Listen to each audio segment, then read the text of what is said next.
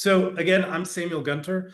I'm the executive director of the North Carolina Housing Coalition, and I'm going to give each of our participants a chance to introduce themselves. So Stephanie, you want to introduce yourself? Sure. Hi, everyone. My name is Stephanie Watkins-Cruz. I'm the Director of Housing Policy here at the Housing Coalition. I'll pass it over to Kim.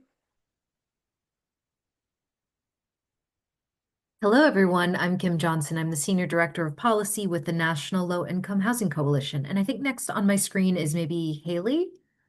Haley is running operations in the background. Yeah. Haley's our director of communications, and if y'all are coming to the conference here in just a couple of weeks, you have probably been corresponding with Haley, who's one of the folks that makes that all happen. And if you're coming, we're looking forward to seeing you in Raleigh in just a couple of weeks. So quick introduction for those of you who, you know us because you're here. But the Housing Coalition, we have been around since 1988. Our mission is to lead a movement to ensure that every North Carolinian has a home in which to live with dignity and opportunity. And many of you have probably heard me say some version of this over the last couple of months. We came into being during the 1980s, during the Reagan administration, as a response to the federal government backing out of a lot of federal housing investments and a group of advocates and practitioners getting together to ask their state, our state, to step up into the gap. That led to the creation of our state's housing trust fund that we still advocate for today. And we see our meeting our mission by convening folks, reinforcing the work that you do, resourcing the work that you do through research and so on, and then mobilizing you to action. That is a big part of what we do to make sure that North Carolina's community-powered ecosystem, housing ecosystem, is equipped to make just and affordable communities a reality across the state. So that is a little bit about who we are. I want to talk for a little bit, and you've seen this framework as well from us, the way that we have started talking about the type of interventions that we advocate for in buckets. We borrow this heavily from The Affordable City by Shane Phillips, but essentially for folks who care about housing affordability, there are interventions that fall into this supply bucket, right? Is there enough supply? Have we set the table? Is there enough housing to begin with for the folks who need it? We think about land use policy in that bucket, and so on. Things that historically the coalition hasn't so much worked on because it's things that deal with the number of homes we have to deal with to begin with. But it's a critical factor, especially as we've seen rising housing costs around the state. So supply, that is one place where you can move the needle. There is subsidy, where a lot of us live, right? The gap at the bottom end of the income spectrum between what a household income can bear and what is affordable is massive. And to make up that gap, whether you're making it up in the financing of the construction of a unit or making it up in the household budget, there is some need for subsidy because nowhere can you afford a place to live making minimum wage, and we still got folks making minimum wage out there. So supply, subsidy, stability. Here we think of eviction diversion and foreclosure prevention, and how do we stabilize people in their housing? Because in addition to the housing benefit to that, there's a lot of other community benefits to making sure folks are stably housed, that they're not seeing eviction after foreclosure, going down this downward spiral to worse and worse and less secure housing. Supply, subsidy, stability.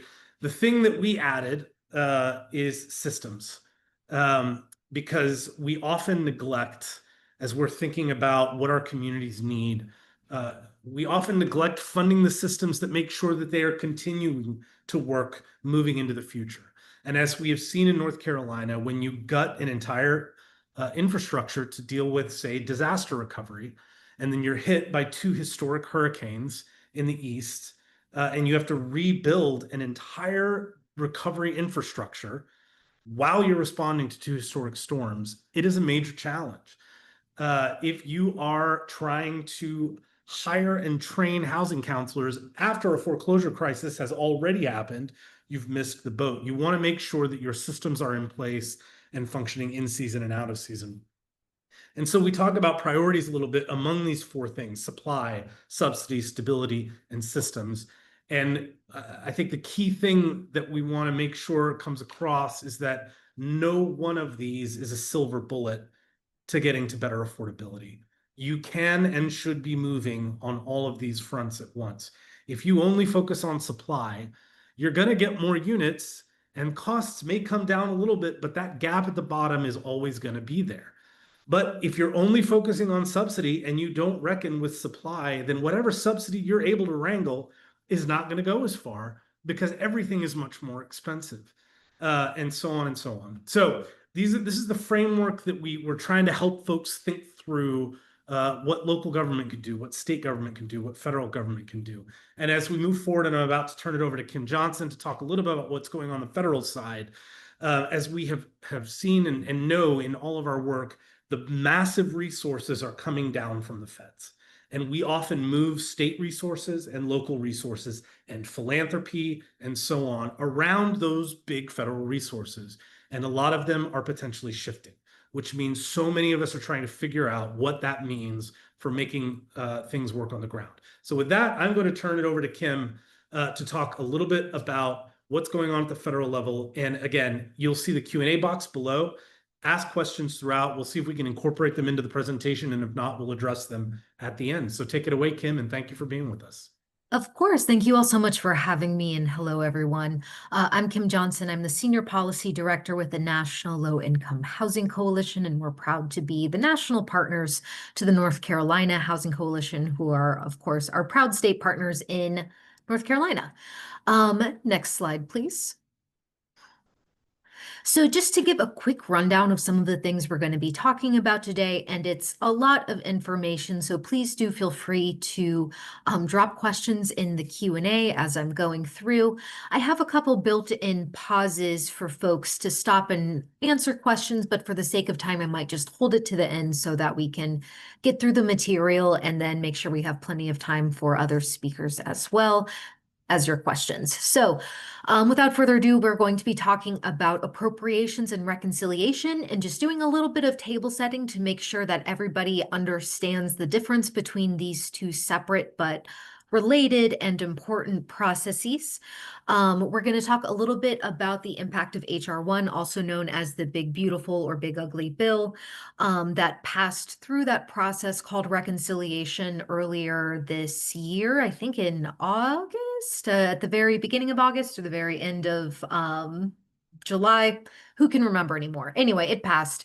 Then we're going to go into some appropriations updates and other federal updates, including covering some of the changes around the Continuum of Care Builds Notice of Funding Opportunities, or COC Builds NOFO, the lawsuit against that and what it means for service providers.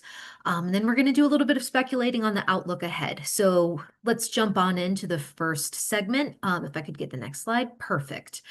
So appropriations and reconciliation, two related concepts. They are both rooted in the federal budget process. They are both confusing and tedious, but they are two fundamentally separate processes that achieve two fundamentally different goals. They are, however, again, rooted in the budget process, so they share that same kind of name. They're often referred to sometimes by that kind of longer, the appropriations is more commonly referred to or sometimes referred to as the federal budget process. Reconciliation's full name is budget reconciliation, and so therein lies kind of a very easy way to mix up these two things. So let's dive into the differences and what they mean. Next slide, please. Thank you. So appropriations is the yearly process of funding the federal government every new fiscal year. So a new fiscal year begins on October 1st. So the new fiscal year is coming up October 1st of 2025, and that will last until September 30th of 2026. That's FY26. That's the bill that we are waiting on getting finalized in order to avoid a government shutdown. We just saw the text of a continuing resolution come out right before I hopped on this call. So I have yet to see what exactly it says, but I could take a couple guesses. So the appropriations process also includes funding for HUD programs, and that's always housed within what is known as the Transportation, Housing, and Urban Development, or THUD or THUD spending bill. And an important note on the appropriations process is that new spending bills cannot be enacted with fewer than 60 yes votes in the Senate. So that means that appropriations bills require bipartisan support in order to be enacted. Now, over on that reconciliation side, reconciliation is a special legislative procedure. It is not usually used, but it's becoming increasingly common. We saw it, like I mentioned, HR 1 most recently, but the American Rescue Plan Act of 2021 was also passed through reconciliation when Democrats held control of the House, Senate, and White House. So what makes reconciliation so special is that a bill can pass through the Senate with a simple majority of 51 votes instead of the 60 that are usually required in the chamber. In exchange for that kind of lower threshold, though, you're limited in the kind of provisions that can be included in a reconciliation bill. So it can only address what's known as mandatory spending programs. And so that includes things like SNAP and Medicare and Medicaid and Social Security, which is why we saw some of those programs targeted in that reconciliation package recently. And that also means that they can't target HUD funding within a reconciliation package because HUD funding is under the jurisdiction of appropriations. If I could get the next slide, please. Thank you. And so just to kind of illustrate what that looks like, we see mandatory funding, like I said, Social Security, Medicare, Medicaid, CHIP, the Affordable Care Act subsidies, and other mandatory programs are over on that kind of side where you can be impacted by the reconciliation process, whereas HUD funding is within this kind of slice of non-defense discretionary spending within appropriations. So they're two kind of big pots of separate funding. Reconciliation deals with one, appropriations deals with the other. And that's why we saw this programs targeted specifically through reconciliation that we saw targeted. And while we are paying attention to specifically HUD funding in the appropriations process. Next slide, please. So I wanted to go over some of the impacts of HR 1 on low-income households specifically. First, some relatively good news and kind of a broader package that is pretty bad for low-income households, but there are provisions around the low-income housing tax credit to expand that credit, including making the permanent 25% test making permanent the 25% test for private activity bonds, as well as a permanent 12% increase for LIHTC allocations. These provisions are expected to result in the construction of about 1.22 million new affordable rental homes by 2035, which is great. There are also some provisions around opportunity zones, including refining eligibility criteria by lowering the definition of low-income community and providing a 30% basis boost to projects in rural opportunity zones. Next slide, please. So while that is good news for, the forecast for LIHTC housing construction, I think in the bigger picture too, it's important to pay attention to how low-income communities are going to be impacted across the kind of availability of resources, and how that is ultimately going to impact their ability to pay rent. So HR 1, as a result of the provisions around Medicaid, an estimated 10 million people are expected to lose their health insurance coverage over the next decade. In North Carolina, that means about 300,000 people over the next 10 years, which would be about a 3% increase in the number of people uninsured in the state. Next slide, please. And then on food assistance, an estimated 22.3 million families will lose some or all of their food assistance over the next decade. And that includes about 5.3 million families who are going to see an average benefit reduction of $146 every month. And in the state of North Carolina, an estimated 784,000 families will lose some or all of their food assistance in the next 10 years. And around 158,000 of those families are going to see an average reduction in food assistance of about $118 per month. And I don't need to tell the folks, on this call that when a household is already struggling to make ends meet, every penny counts. And so these are pretty significant potential decreases in people's benefits for food and medical assistance. And so that means they're going to have to spend more of their income to make up the gap that's lost by these benefit cuts. Next slide, please. And so as a result of HR 1, over the next 10 years, the Congressional Budget Office estimates that the top 10% of earners are going to see an average boost to their income of about $13,600 per year, while the bottom 10% of earners will see an average decrease of about $1,200 per year because of those benefit cuts. And so, like I said, even with those additional affordable housing developments that are going to be added to the housing stock through LIHTC, low-income households are going to have less income to afford the cost of rent because they are going to be spending more of their income to make up for those cuts to Medicaid and SNAP. The provisions in HR 1 are also going to, over the next 10 years, move a lot of those cost-sharing responsibilities over to state and local governments, which means the households that are served by these programs, state and local governments are also going to need to figure out how to fill in the gap using their budgets to make sure that, to shoulder those additional costs that are usually covered by the federal government. Next slide, please. Thank you. So that's broadly where things were left with HR 1 and the reconciliation bill.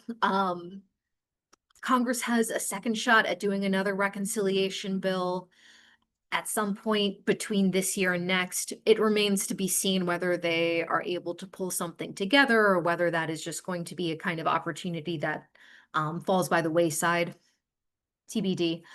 But to shift gears to the appropriations process, so this is a really just quick and dirty rundown of what the federal appropriations process entails. We see the draft budgets come out of the subcommittees. They go to the full House and Senate Appropriations Committee for a vote after leaving the subcommittees, then to the full House and the full Senate for a vote. And then the House and Senate have to reconcile those bills during a process known as conferencing so that they can reach a final. We have seen the full House and Senate FY26 spending bills, and if I can get the next slide, please. And they aren't terrible, but the House bill is pretty bad. But the good news is that both of the spending bills reject the very, very drastic funding cuts and programmatic overhauls that had been proposed in the Trump administration's FY26 budget request. So in case folks needed to be reminded, although probably not, that budget proposal would have changed rental assistance into a state-run block grant by combining the 5 largest rental assistance programs into one big state rental assistance block grant and then cutting that block grant by, I think it was 43%. So just a bananas and untenable proposal for a lot of reasons. The good news is that both the House and Senate rejected those proposals, even though they have starkly different funding levels that they're sending out. So the House FY26 HUD spending bill would decrease HUD funding from FY25 by about $2.2 billion, while the Senate FY26 HUD spending bill would increase funding by about $3.3 billion. The House also does echo some of the drastic cuts to programs that were included in the president's budget request, including zeroing out the Home Investment Partnership Program, which I know is really important for communities in providing some gap financing for affordable housing development, among other things. That House proposal would also slash funding for fair housing enforcement and eliminate the U.S. Interagency Council on Homelessness. The House included some harmful policy changes that would be used to do things like increase work reporting requirements or impose time limits on HUD-assisted households. It would try to limit funding for sanctuary cities and revoke HUD's 30-day eviction notice requirement. I will note, though, whenever Republicans are in charge of the House, they include language that calls for these things, and they never end up making it into a final bill. Which isn't to say that we shouldn't worry, but it is to say it's run of the mill to see this included in any fiscal year proposal coming out of a House run by Republicans. Neither spending bill, importantly, provides sufficient funding to ensure the renewal of all existing housing voucher contracts, including for the Emergency Housing Voucher or EHV program. And if I could get the next slide, I'll dive into what that means. So first, to talk a little bit about what underfunding voucher renewals would mean for the state of North Carolina. Our colleagues at the Center on Budget and Policy Priorities run numbers on how much funding is required to renew existing vouchers and what is at stake if those accounts are underfunded. And for North Carolina, under the House bill, about 4,300 fewer households would be served under the House's proposed funding level, and in the Senate, about 2,600 fewer households would be served. And that can look a couple different ways, right? It really depends on how much money public housing authorities have, how severe those funding shortfalls are, whether a household or a public housing authority loses vouchers through attrition. So when a household no longer needs their voucher, rather than it being reissued to a new household on the waiting list, it just disappears because there's no longer funding that goes with it, or whether it would be households just straight up losing the assistance that they rely on. Next slide, please. Additionally, there is additional funding that's going to be required in order to avoid an upcoming funding cliff for the Emergency Housing Voucher Program. And for a brief bit of background, the EHV program was created in the American Rescue Plan Act of 2021 that I had mentioned earlier, was enacted under reconciliation. And that program received about $5 billion to target these new vouchers to people experiencing or at immediate risk of homelessness and survivors of intimate partner violence and human trafficking. That funding was supposed to last a whole decade, so until 2030. But because of the drastic increase in the cost of rent, it is now projected to run out midway through 2026 or sooner for some public housing agencies. And that means nearly 60,000 households who still rely on an emergency housing voucher to pay their rent could be at risk of losing that voucher if Congress does not provide sufficient funding to either keep the program going or to successfully fold those EHV recipients into their regular kind of fold of housing choice voucher holders. Next slide, please. And again, to just like kind of zone in on what that would look like in North Carolina, according to the latest AHAR report, about 9,116 households experience homelessness in the state on any given night. 851 households currently receive an emergency housing voucher. And so if those households were to lose their voucher, they would be at immediate risk of falling back into homelessness, which would ostensibly lead to an increase of homelessness, of the number of people experiencing homelessness in the state by about 9.3% without additional funding for that program. Next slide, please.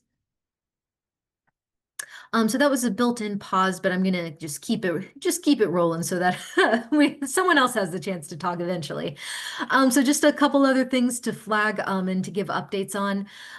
So there are a lot of rules and regulations that are just kind of waiting in the rafters to be released, including a notice of final rule around HUD's disparate impact standard, which helps implement HUD's Fair Housing Act around discriminatory practices. There's a notice of proposed rulemaking around HUD's policy for allowing families with mixed immigration status to receive HUD assistance. Notice of proposed rulemaking revoking HUD's 30-day notice requirement, as well as changes to the equal access rule that would likely allow for homeless service providers who receive HUD funding to engage in discriminatory practices based on someone's real or perceived gender identity, as well as another notice of proposed rulemaking that would implement work requirements and time limits in HUD-assisted housing. And finally, one that has been waiting in the rafters for, I think, even potentially before this administration started, but updates to the Home Investment Partnership Program. So that is, again, a lot of information that I did a very quick gloss over. I'll be happy to dive into the details of any of these during the Q&A, excuse me. But I did want to just give a little bit of background. So these rules are essentially sitting in the rafters waiting to be released. Until they are, we can't really know what exactly they entail. We can only really go based on what we know from the first round of the Trump administration and what they did then. We can take some guesses about what they're going to propose going forward. The kind of interesting scuttlebutt on why this hasn't come out yet is that since January, about 25% of the staff at HUD has left.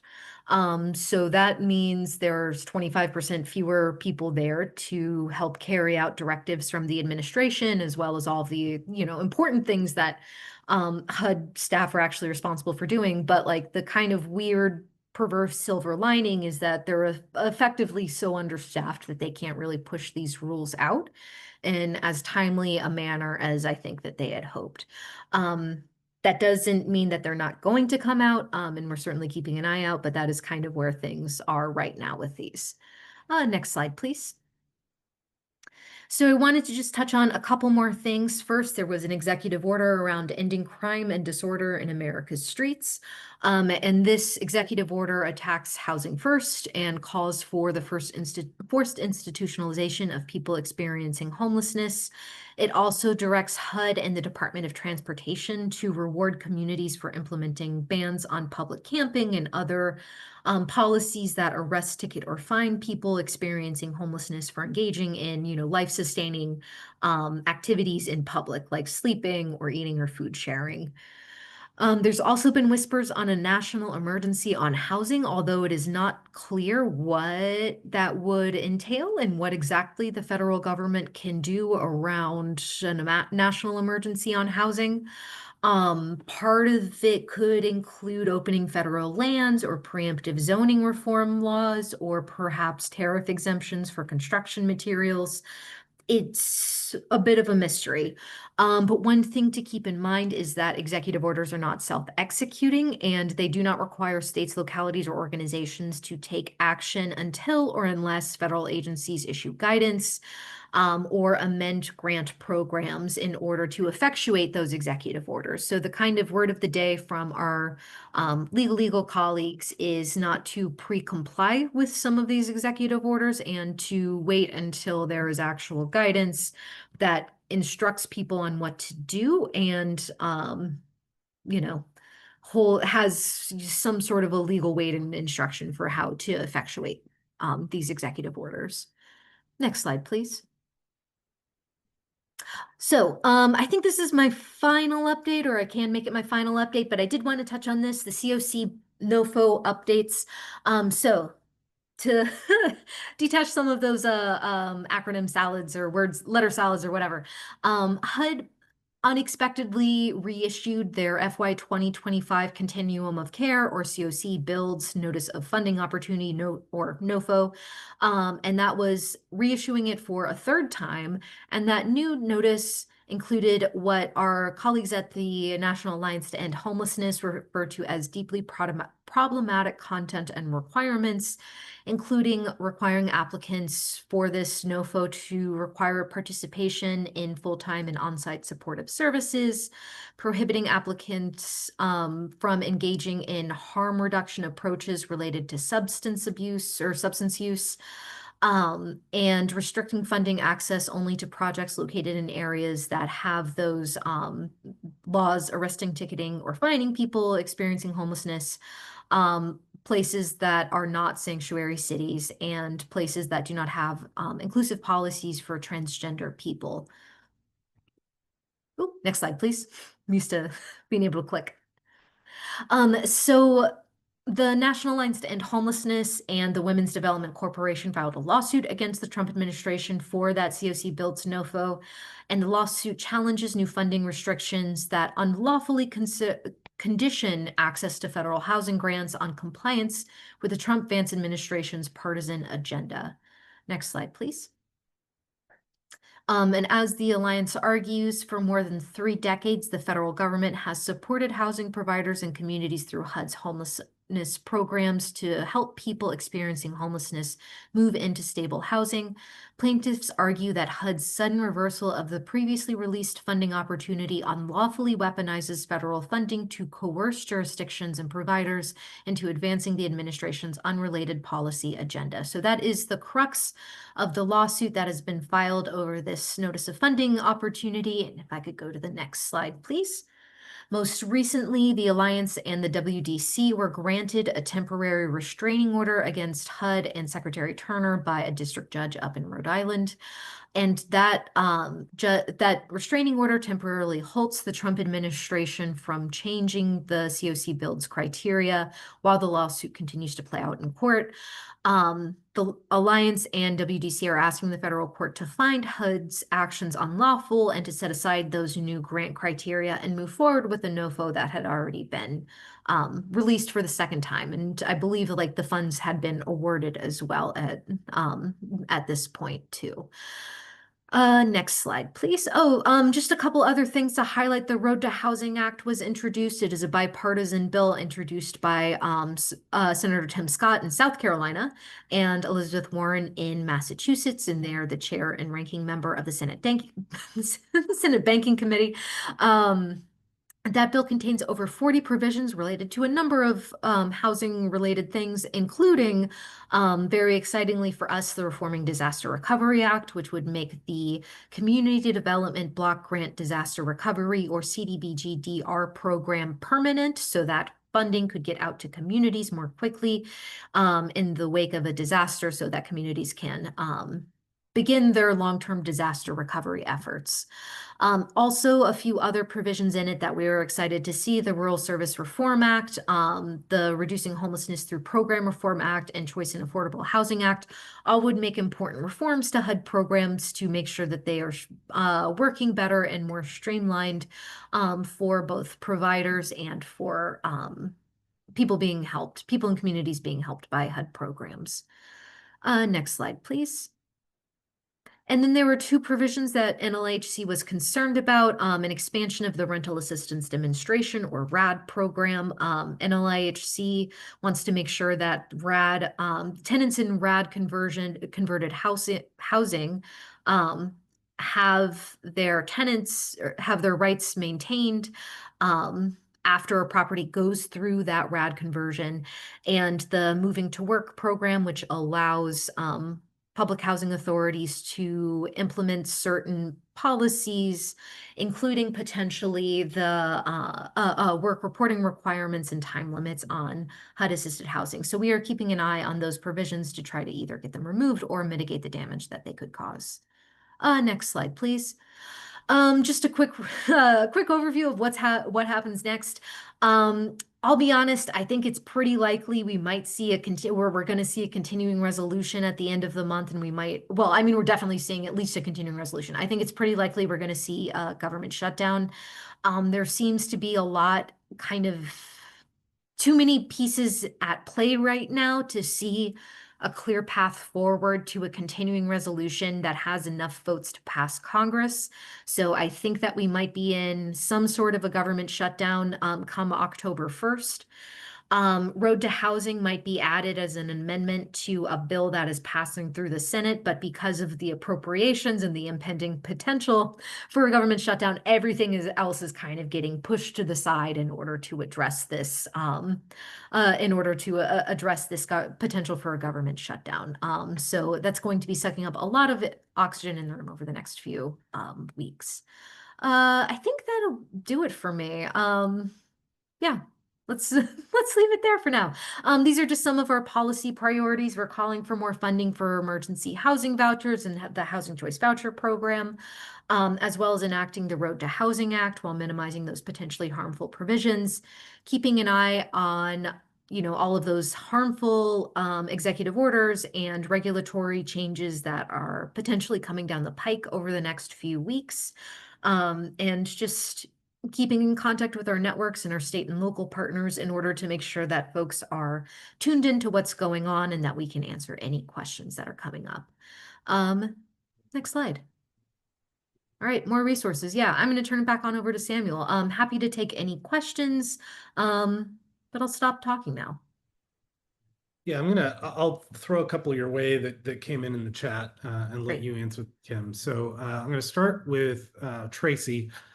Any word on project-based vouchers or housing choice vouchers specifically? Yeah, so good question, Tracy.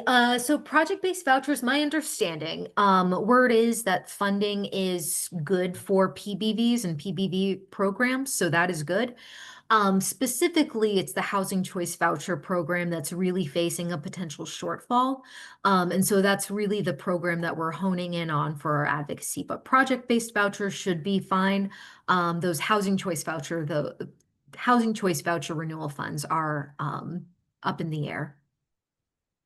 And Andrea is asking on the other federal update slide, were those noticed proposed rulemaking changes released and official, or are we hedging our bets? Another great question. So they are essentially, so when the federal government releases a new rule or regulation, it goes first to the Office of Management and Budget, and more specifically, the Office of Institutional and Regulatory Affairs, or OIRA, which I like to conceptualize as kind of the waiting room before that bill, before that rule actually like comes out and is made public. And so all of those rules and all those NPRMs are all kind of just sitting in the waiting room, and we can like see them in there, but we can't actually see what they say yet, which is annoying. And so they haven't been made. So to answer the question, they have not been made public or official. When they are released from the waiting room, we'll have the opportunity to really delve into the details of them, to see what they're talking about, and most importantly, to comment on the proposal in order to slow down the process of seeing them finalized and enacted into the regulatory law. Someone else asking anonymously, the LIHTC is not actually affordable to extremely low income households without additional subsidy. What is being proposed, if anything, for housing choice vouchers and other federal subsidies that make LIHTC viable for those folks? Yeah, absolutely. And that is an excellent point too. We, as you know, as much as the low income housing tax credit is important for the development of affordable housing, you're absolutely right. LIHTC housing is rarely, if ever, affordable enough for extremely low income households. And so those households also often have to have a subsidy, like housing choice vouchers or like an emergency housing voucher, in order to afford rent in that supposedly affordable LIHTC unit. Unfortunately, and this is kind of where the shortfall on housing choice vouchers and emergency housing vouchers really comes up. There isn't a sufficient answer to expanding the availability of those programs and those additional subsidies, nor is there an answer to the kind of funding wall that emergency housing vouchers are going to hit, and an answer to sufficiently funding the housing choice voucher program. And so pushing for additional funding for housing voucher renewals and for the continuation of the emergency housing voucher program, or enough funding to basically fold all of those EHV people into the housing choice voucher program. Those are two of our big priorities, is pushing for more funding for those, so that housing can, at the very least, we're not losing vouchers and people aren't losing assistance. Keith Galloway is asking how effective the opportunity zone approach has been. What data do we have around that? Yeah, great question. So we don't have a ton of data around opportunity zones. I believe Novogradac does some research around OZs and what they're being used for. I will say what we do know is that OZs aren't particularly effective at affordable housing development. And my understanding too, and people I'm sure on this call know way better than me, my understanding is that opportunity zone credits don't play super nicely with LIHTC credits, and so it's hard to kind of meld both of those programs into something that, like, you know, results in affordable housing, or something more meaningful, I guess, or something greater than the sum of its parts. And so, yeah, there is not a lot of good research on opportunity zones and their impact. They're also still a pretty new program, but what we do know is that they're not great for affordable housing development, let alone deeply affordable housing development. I'll also say, for those of you coming to the housing conference at the end of the month, we're going to be talking a little bit more about opportunity zones, because there was a shift in the reconciliation bill that we'll talk a little bit about what that. Last question for now from Greg. Can someone provide a snapshot on how the NOFO issue would impact North Carolina? Oh, good question. I unfortunately can't really. I am not super steeped in kind of the specifics of COC stuff in like state by state COC stuff. I'm happy to pass along questions to my colleagues at the National Alliance to End Homelessness who would have a better idea. My understanding right now, though, from just like, where things are currently is that programs can continue about their business as much as they can right now. It's yeah, unfortunately, I don't have anything else to offer than that. What I will add is the concern. I think there's a couple of issues. There's the modifying the NOFO a week before it's due, which, regardless of what the content of it is, that's a hard pill to swallow when you get the rules of the grant making process a week before you've got to put in a proposal for the development of permanent supportive housing. So a major concern is that we just won't get any applications from North Carolina because no one will fit the bill. But again, this is new as of I'm a little time blind at the moment, but a week and a half ago, 2 weeks ago, this is a week and a half, right? I think Uh, so. yeah, the due date was this last Friday, and it came out the Friday before that. Um, so we're still kind of wrapping our minds around what this means for North Carolina. The concern, and this gets to tea leaf reading, is that this is a harbinger of what all future COC funding is going to look like, right? That they're not going to allow, and we saw from the beginning of the new administration that housing first as a national strategy was definitely under assault. Stephanie's going to connect some dots in a little bit because we've seen some bills at the General Assembly that are on this particular topic. But it's a major concern for any of you that do work on the homelessness end of the spectrum, or build housing targeted or shelter or so on targeted at that end of the continuum. So that's what we've got North Carolina specific. And those are all the questions. So Kim, thank you so much for joining us. Really appreciate your time. I'm going to kind of connect a little bit from the federal to the state, and then turn it over to Stephanie to talk specifically about what we've been seeing at the General Assembly, where we're at in the budget process, disaster recovery related to Hurricane Helene, and so on. But I just want to say a word specifically on sort of what we are seeing from the feds. And again, remind folks that the Housing Coalition exists because of a retreat from the federal government in housing investments in the 80s and a need to figure out who's going to step into that gap. And we're into some gap filling time and figuring out what those gaps are going to be and how we're all going to step up and move accordingly. We saw through the reconciliation passage, especially for those of you who work in the low-income housing tax credit world, that a lot of stuff that we have been pushing for years through the Affordable Housing Credit Improvement Act got pushed through in the reconciliation bill.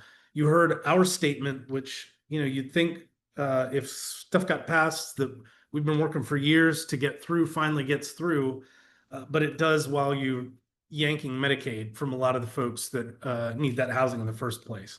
It's a challenge, and then when you combine it with the other impacts from pricing that we're seeing so far in the tax credit, to rising construction costs, both because of tariffs and labor shortages due to increased immigration enforcement by this administration. There's still a lot of uncertainty in the LIHTC area, but where we are seeing the greatest deal of uncertainty is on the emergency shelter homelessness end of the spectrum. And I would say that the language, the rhetorical push at the moment that we are seeing nationally is very concerning, culminating in what I'm sure many of you saw were Brian Kilmeade's comments suggesting that we involuntarily lethally inject the homeless as a solution. That is incredibly disturbing language, and we've seen the push to ban public camping, to ban folks in public spaces. That we are. This is a time for those of us that do this work and I told my staff this in our staff meeting this morning, this is the time for us to stand up and speak with our whole chest that people matter, even when they're inconvenient.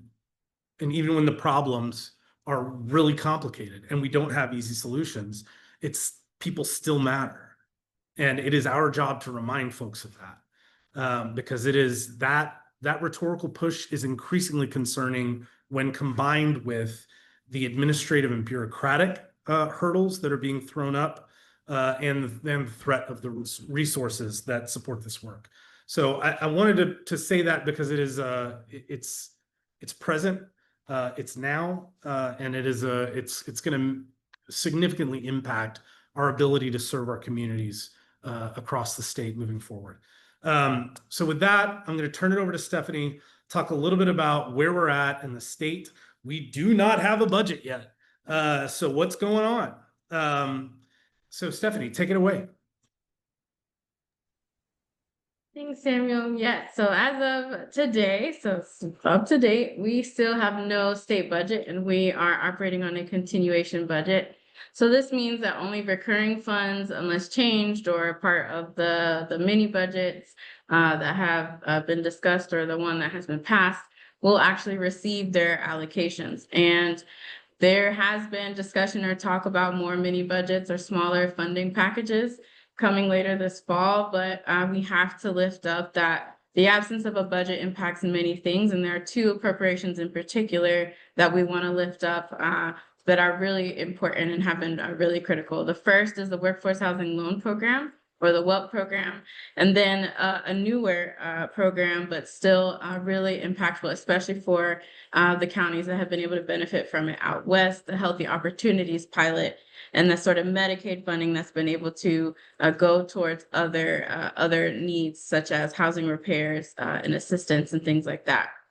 When it comes to the Workforce Housing Loan Program, this program was established in 2014. It has been the source of gap financing for our LIHTC developments over the last decade. Many of you know that recently the awards just came out, and I believe all but two required gap financing. That's what we heard from our partners at the finance agency. So this is not a tool that is frivolous by any means, but is critical and necessary to actually making development feasible and making it happen. When we look at the other housing appropriations that we track, really the Senate version of the proposed budget this year is kind of the outlier from the House version. But in both versions, the investment levels proposed for housing are pretty dismal. So in the Senate version, there was no money proposed for the Workforce Housing Loan Program, which has happened before. And in the Workforce Housing Loan Program line in the House version, only $5 million was proposed for the first year of the biennium, since we're on those 2-year budget cycles. Again, we do not have a budget. These are just the proposed budgets, and housing investment levels are incredibly dismal in every version of the proposed budget. So there are 2 calls to action.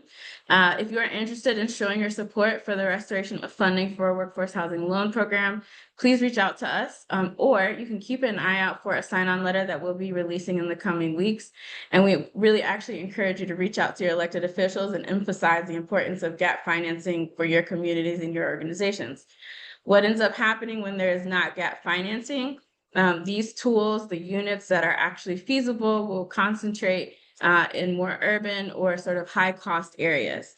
And what the Workforce Housing Loan Program allows for is it allows for the gap financing that not only makes the project feasible, but allows for new units to be built and preserved in rural and harder to develop areas. And so this is what allows the tax credit to actually be used across the entire state instead of it only being concentrated in certain areas. So without a mini budget or a budget that allocates funding, that restores funding for the Workforce Housing Loan Program, we're talking several hundreds of units being at risk or not being feasible in areas that really need them. And the second action item is we're continuing to be open to receiving stories and information about how transformation the Healthy Opportunities pilot funding has been for your community when it comes to housing. Some of our partners out in Transylvania County have shared a lot of stories with us about how they've helped. They've had almost 64 households, I believe, on the list to help with home repairs. And in the wake of Helene, we can all imagine how incredibly important that is. So after July 1st, due to there not being a budget and the Healthy Opportunities pilot not being a recurring item, no additional funding was given. And so those sort of projects, that assistance is on hold. When we continue down the funding for housing lane and we look at it through the lens of disaster recovery, we are about a week out, a week and a half out from the 1-year anniversary of Hurricane Helene. And so when we look back at every funding package that has passed since, we look at the entire package. We look at how much in funding has been appropriated or allocated. But we also have been looking really closely at how much of that investment has gone to housing. And it's been a little shy of 6% of the total state dollars has actually gone towards housing.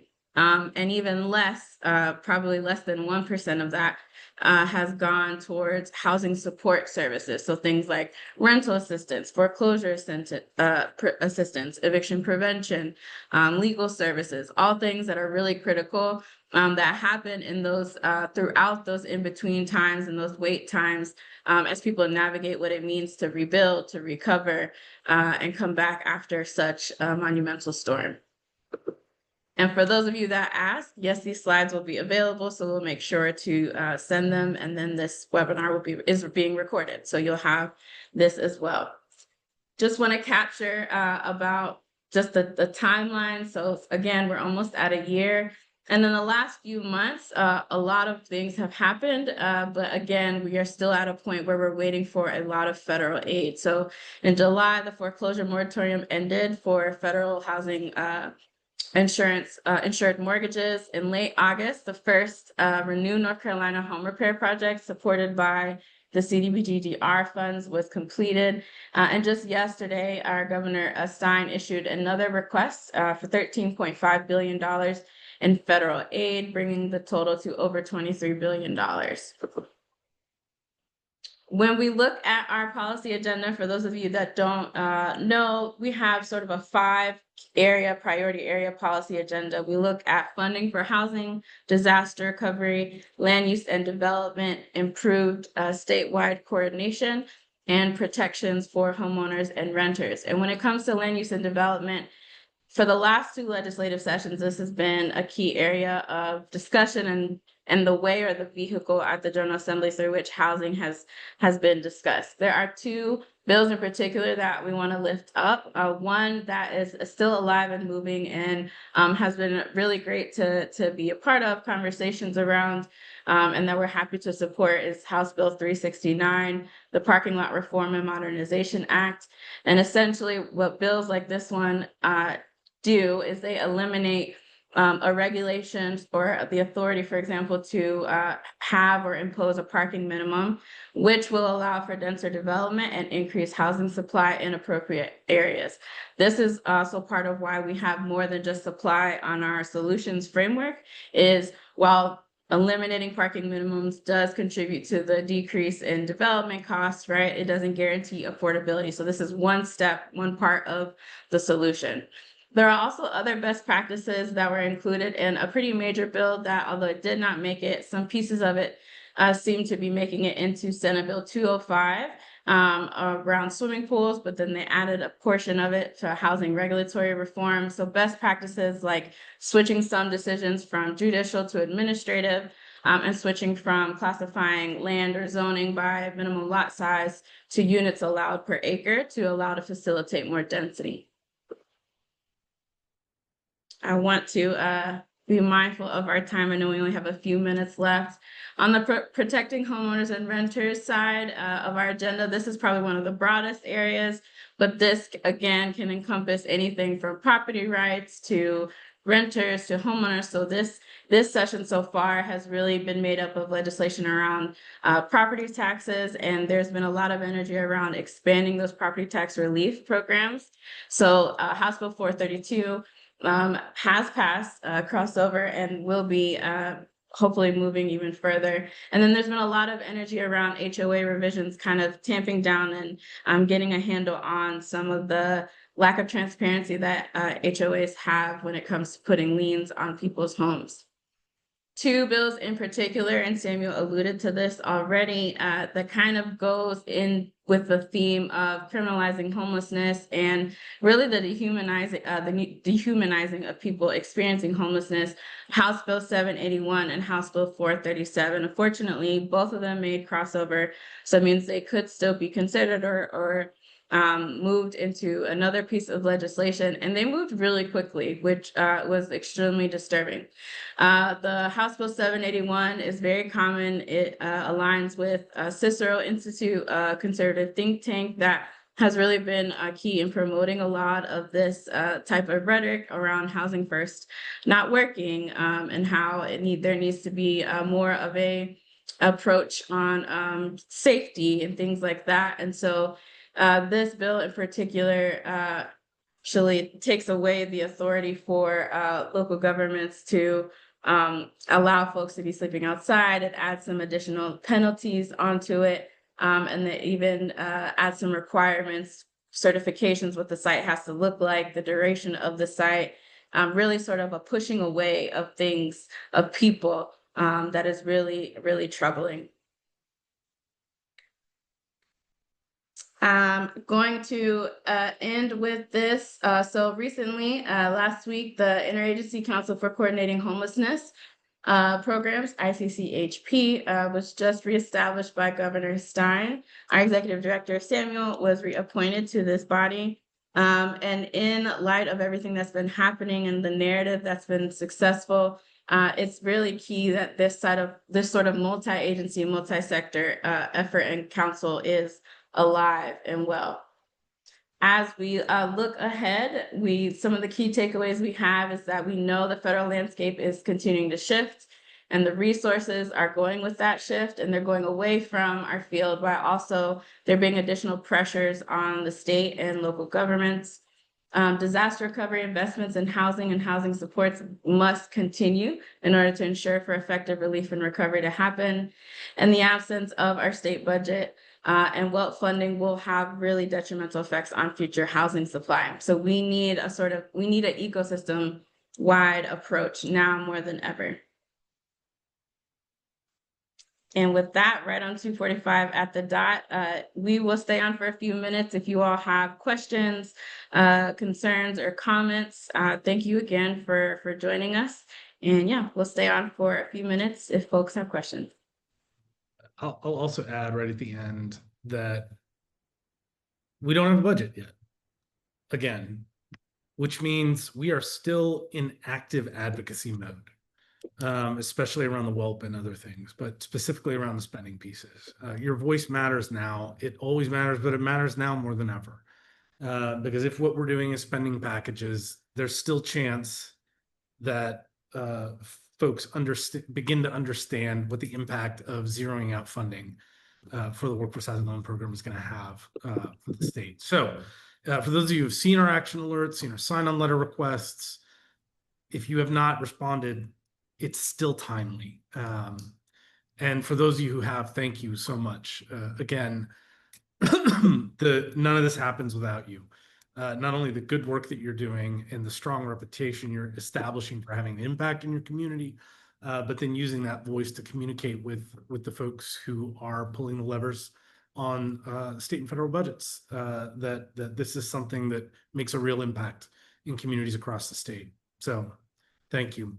The only, no open questions. So seeing no questions, thank you all for joining us. Hopefully we will see many of you at the end of the month at our annual conference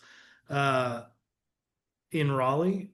And thank you again for supporting the coalition's work, making sure that we have a voice on Jones Street down in Raleigh, in Congress, and so on. And thank you again to Kim Johnson for joining us from NLIHC to help us unpack what's going on at the federal level. Have a great rest of your week, y'all.